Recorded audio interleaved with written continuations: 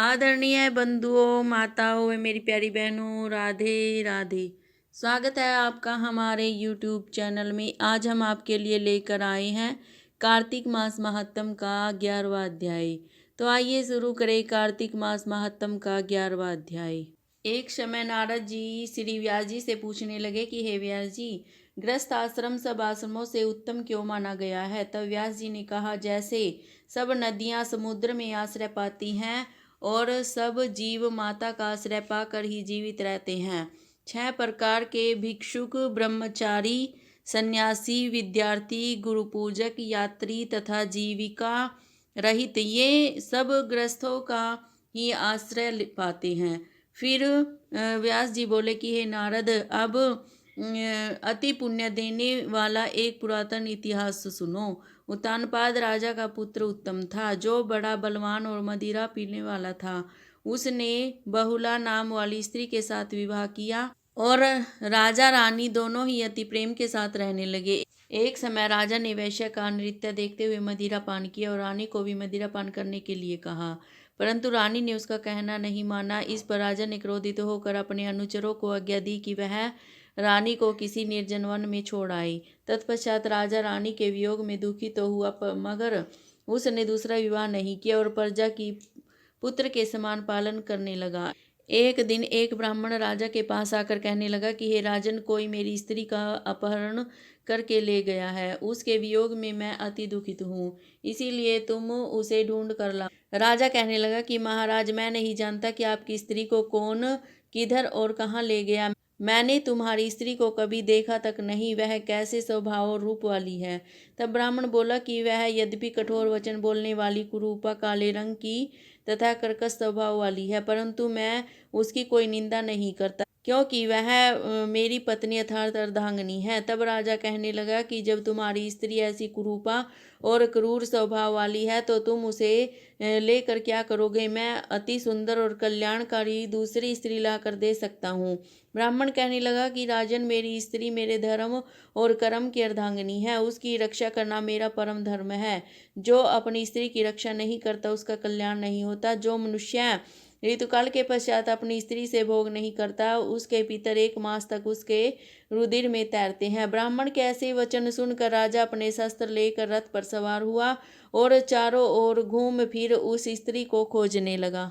कुछ दूर जाकर उसने एक आश्रम देखा, जहाँ पर एक महान तेजस्वी ऋषि कुशा के आसन पर विराजमान थे।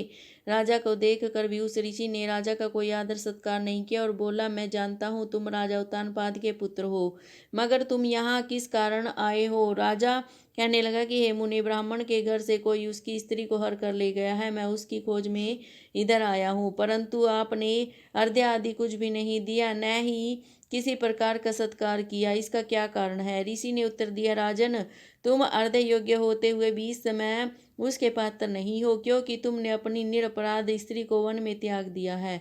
जहाँ स्त्री का यह धर्म है कि वह तन मन से अपने पति की सेवा करे तथा उसकी आज्ञा का पालन करे, वहाँ पुरुष का भी धर्म है कि वह अपनी स्त्री का यथाचित सम्मान करे। जिस घर में स्त्रियों का मान होता है, वहाँ पर देवताओं का वास होता है। जहाँ स्त्रियों का अनादर होता है, वहाँ कभी सुख शांति नहीं रहती।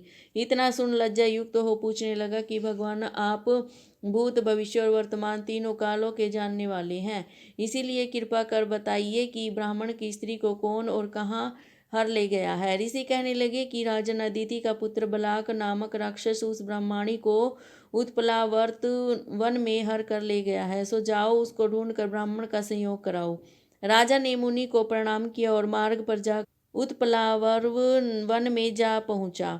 वहां जाकर देखा कि जैसा ब्राह्मण ने बताया था वैसा ही उसका रंग रूप देखकर राजा ने उसे पहचान लिया और कहा कि हे कल्याणी, तुम कौन हो और इस वन में कैसे आई हो। ब्राह्मणी बोली कि मैं अति रात्र ब्राह्मण की पुत्री और विलास पुत्र की स्त्री हूँ। मैं अपने घर में अकेली सो रही थी कि बलाक नाम वाला राक्षस मुझे हर कर यहाँ पर ले आया है। यहाँ लाने के बाद न तो उसने किसी बात का कष्ट दिया और न ही मेरे सतीत्व नष्ट करने की चेष्टा की। इतना होने पर भी मैं यहाँ अत्यंत दुखी हूँ। राजा ने कहा कि हे ब्रह्माणी, वह राक्षस कहाँ गया है।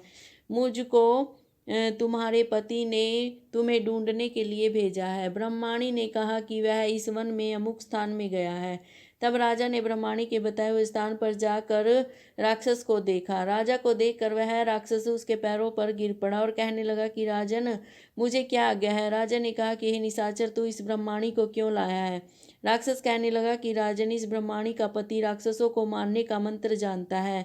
जब हम अन्न ग्रहण करने के लिए जाते हैं तो वह हमको वहां से भगा देता है, क्योंकि सब यज्ञों का वही आचार्य बनता है। इसी कारण उस ब्राह्मण को दुखी करने के लिए मैं उसकी स्त्री को हर लाया हूँ, क्योंकि बिना स्त्री के पुरुष कर्म का अधिकारी नहीं हो। यह सुनकर राजा ने विचार किया कि यह राक्षस भी हमारी ही निंदा करता है। मुनि ने भी हमको हृदय योग्य नहीं समझा। राजा अपने मन में ऐसा विचार ही रहा था कि राक्षस कहने लगा कि राजन, मैं आपकी प्रत्येक आज्ञा का पालन करूंगा। इतना कह हाथ जोड़कर खड़ा हो। राजा ने कहा कि हे निशाचर, तुम इस ब्रह्माणी को इसके घर छोड़ आओ और जब हम याद करें तब हमारे पास आ जाना। राजा की आज्ञा पाते ही वह राक्षस उस ब्रह्माणी को उसके घर छोड़ने चला गया। तब राजा सोचने लगा कि मैंने अपनी निर्दोष स्त्री को घर से निकाल दिया। अब ऐसा कौन सा पुण्य कर्म करूं जिससे यह पाप दूर हो। तब राजा पुण्य उसी मुनि के पास गया और उससे अपना कर्तव्य पूछा। मुनि ने कहा कि हे राजन, तुम्हारी स्त्री को शतापात नाम के नाग ने वन में घूमते हुए देखा तो वह उसको पाताल लोक में ले गया। उसकी नंदा नाम वाली एक कन्या है, उसने अपने घर में उसको छिपा रखा है। यह सुन राजा वहां से अपने घर आया और ब्राह्मण को स्त्री सहित अपने घर में देखकर बहुत प्रसन्न हुआ। तत्पश्चात राजा ने बलाक नामक राक्षस को याद किया तो वह तुरंत ही राजा के पास आकर उपस्थित हो गया। बलाक को देख राजा ने उसे पाताल लोक से अपनी स्त्री को लाने का आदेश दिया।